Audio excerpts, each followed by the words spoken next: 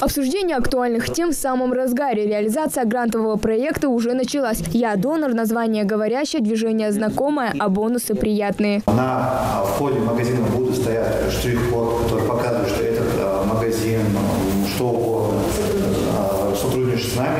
И при показании своей карточки это может быть, этому человеку будет представляться скидка от 5 до 25%. То есть первому человеку, кто первый раз, второй раз дал кровь, это будет 5%, постоянному донору, почетному донору это будет 25% скидка.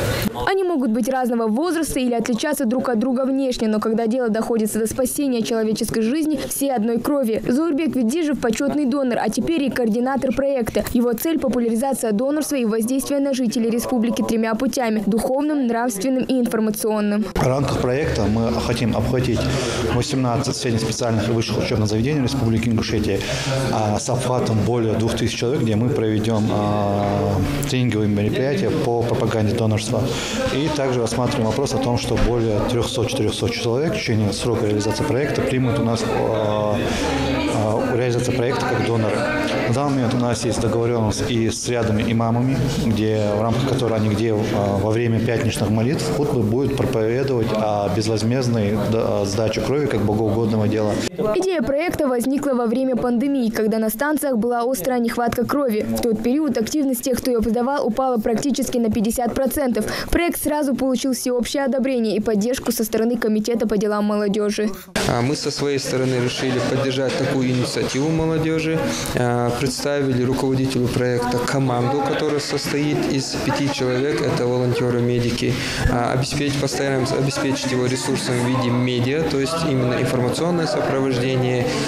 Направить туда нашу пресс-службу, которая будет снимать и транслировать это как региональных, так и всероссийских СМИ.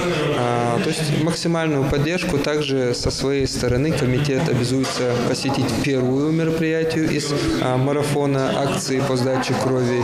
Если сравнить с предыдущим годом, отношение к донорству в регионе изменилось в лучшую сторону, говорят сами медики. По статистике, в год переливания крови требуется 1,5 миллиона россиян. Сам проект носит большую информационную поддержку для нашей службы. Надеемся на развитие донорского потенциала нашего региона. Он у нас есть, но это только помогает совершенствованию и помогает его больше развивать для нашего региона. Первые донорские акции пройдут уже в середине марта. До тех пор у каждого есть возможность стать ее участником. Для этого достаточно взять паспорт и обратиться в республиканскую станцию переливания крови в любое удобное время. Хава Гагиева, Мухаммед Белакиев, Новости 24.